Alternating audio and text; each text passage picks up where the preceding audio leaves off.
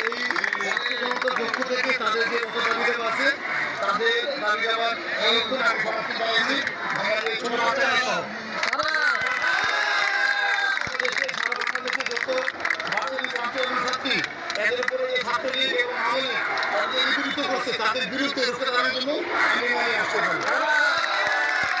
তাদের যৌক্তিক দাবি যেন এই সরকার অতি তাড়াতাড়ি এবং আমাদের যত সারা বাংলাদেশে যত সাধারণ ছাত্রছাত্রী শিক্ষার্থী তাদের দাবি যেন মেনে নেওয়া হয় তাদের দাবিতে আমি মেনে নেব।